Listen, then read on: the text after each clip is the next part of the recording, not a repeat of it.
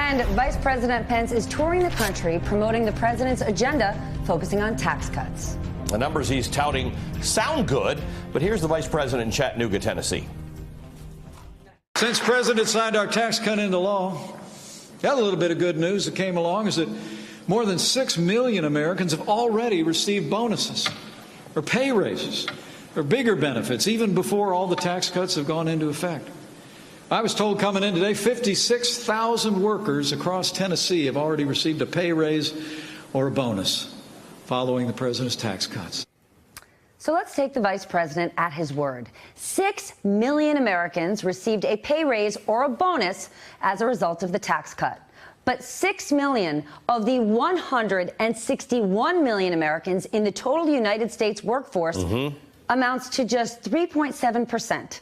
And as for the 56,000 in the state of Tennessee, that is less than 2% of the state's workforce seeing more money in their paycheck. That is hardly something to brag about. When the White House was selling this bill, the Council of Economic Advisors promised the average family would make $4,000 more under the new plan.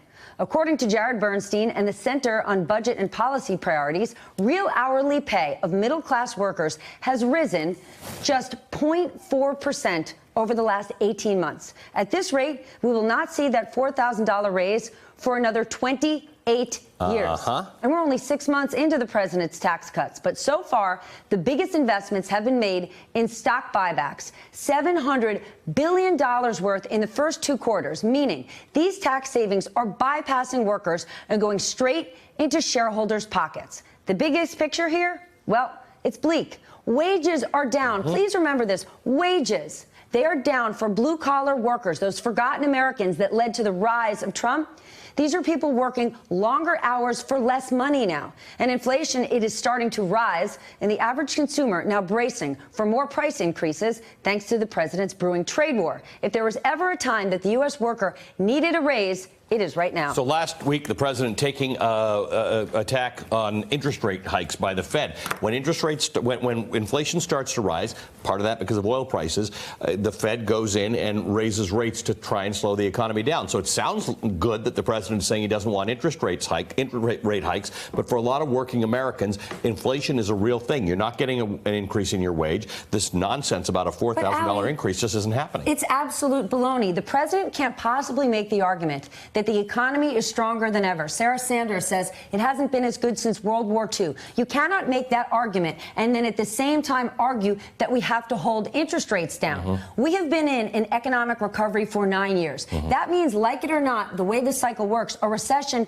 will come at some point. If there is no cushion, if the Fed has no ability to lower rates, what will we do? And we have to remind our audience, when President Obama was in office, the president regularly attacked then Fed Chair Janet Yellen, saying she was artificially President Trump did it. Yes, he was artificially keeping she was artificially keeping interest rates low to serve President Obama and keep the economy humming. Now he's president. Asking his Fed Chair to do the exact same thing. But we really have to focus on the fact that wages, Allie, wages are down. The BLS numbers from June 2018 to June 2018 are down. These are the most vulnerable workers out there. So while these tax cuts have lined the pockets of CEOs and executives in corporate America and shareholders in these buybacks, those who need it most are getting lower. People tell me that. I wages. run into people that say, well, the tax cuts are working.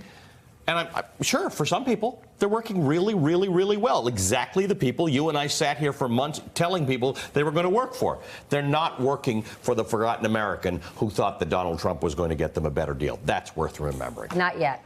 Hey, MSNBC fans, thanks for checking out our YouTube channel. Subscribe by clicking on that button down there and click on any of the videos here to watch the latest interviews and highlights. You can get more MSNBC for free every day with our newsletters. Just visit msnbc.com/newsletters to sign up now.